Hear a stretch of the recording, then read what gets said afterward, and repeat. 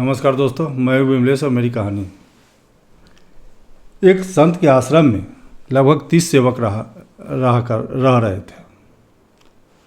वह गुरुजी से शिक्षा ग्रहण कर रहे थे, योग साधना करते थे। उसमें एक सेवक जो था बहुत ही गरीब था।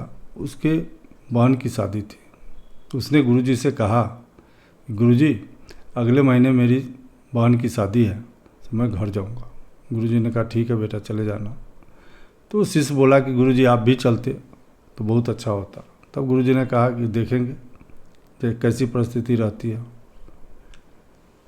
और वह समय आ गया। तब गुरुजी से वो लड़का बोला, जो सेवक था, उसने कहा कि गुरुजी कल मैं घर जाऊंगा। तो गुरुजी बोले ठीक है बेटा, चले जाना। अगले दिन सुबह जल्दी से नहा धोवा करके गुरुजी के पास पहुंचा विदा लेने के लिए। गुरुजी को प्रणाम किया। गुरुजी आशीर्वाद दिए और 5 केजी अनार दिए। और गुरुजी बोले, जाओ, तुम्हारे बहन की शादी ऐसी होगी कि लोग कहेगा कि ऐसी शादी हमने पहले कभी नहीं देखी थी, इतनी धूमधाम से होगी। और साथ में 2 सेवादार भी और दे दिए इसको कि जाओ, शादी संपन्न करा करके तुम दोनों लौट आना। तीनों चले आश्रम से। लगभग 100 किलोमीटर चले गए।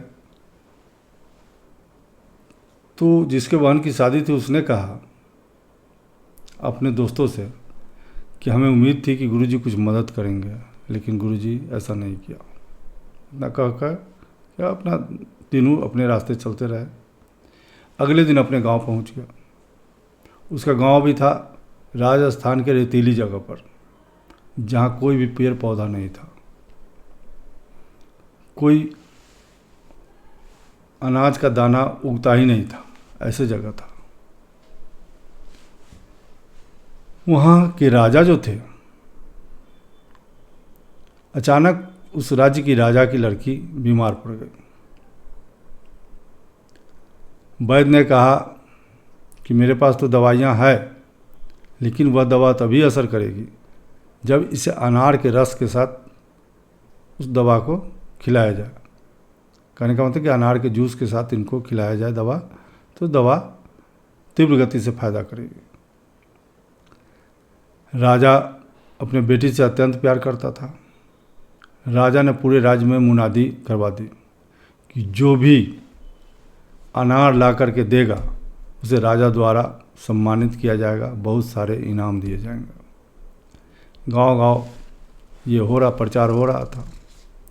तभी जहाँ ये सेवक का घर था, जिसके बहन की शादी थी, वहाँ जब आया, मुनादी सुन करके वो तीनों सेवक जो थे उसके पास गए और मुनादी करने वाले से बोले, मतलब राजा के सिपाही से बोले कि हमको राजा के पास ले चलो, मैं अनार दूंगा।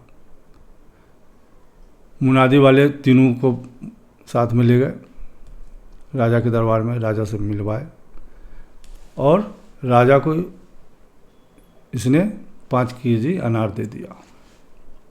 उसी समय से राजवैद्य जो थे अनार का जूस निकाला और राजकुमारी को दवा के साथ अनार का जूस दिया गया। राजकुमारी 2 दिन में ठीक हो गई। राजा बहुत प्रसन्न हुआ। फिर उस जो दास था, वो लड़का जो था, उसे बुलाया गया और पूछा कि तुम कहाँ से आए हो और कहाँ घर है तुम्हारा, और ये अनार तुमको कहाँ से मिले।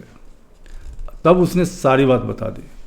मैं गुरुजी के आश्रम में रहता हूँ, गुरुजी से मैं मिलने गया, गुरुजी ने 5 केजी अनार दिया और उन्होंने कहा कि तुम्हारे बहन की शादी ऐसी होगी कि दुनिया कहेगी कि ऐसी शादी पहले कभी नहीं देखी। राजा ने कहा कि बिल्कुल सही कहा तुम्हारे गुरुजी ने, मैं वैसा ही करूँगा। तुम्हारे बहन को मैं अपनी बेटी मान करके शादी करवाऊँगा और बहुत ही धूमधाम से करवाऊँगा कि लोग कहेगा कि ऐसी शादी हमने कभी नहीं देखी। राजा ने बड़े धूमधाम से उसके शादी की व्यवस्था की। बाराती जो आए थे उसे चांदी और सोने के गहने भेंट किए गए।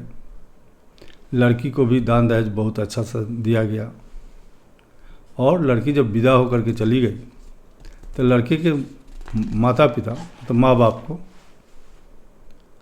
राजा ने कुछ ज़मीन दिया और एक बड़ा सा घर दिया रहने के लिए। राजा बिल्कुल प्रसन्न था। तब यह जो दास था इसके मन में विचार आया कि खामोखा मैं गुरु जी पर मैं शक कर रहा था। संत, कोई नहीं जानता कि संत किस समय अपने मौज में किसको क्या दे देंगे। इसलिए कभी भी संत के बातों पर अविश्वास नहीं करनी चाहिए। संत जो कहे उसको श्रद्धापूर्वक सुनना चाहिए और उस पर अमल करना चाहिए। कहानी छोटी सी थी, अगर अच्छी लगी हो तो लाइक और सब्सक्राइब कीजिएगा। कहते हैं ना, करो कुछ ऐसा कि दुनिया करना चाहे तुम्हारे जैसा। नमस्कार।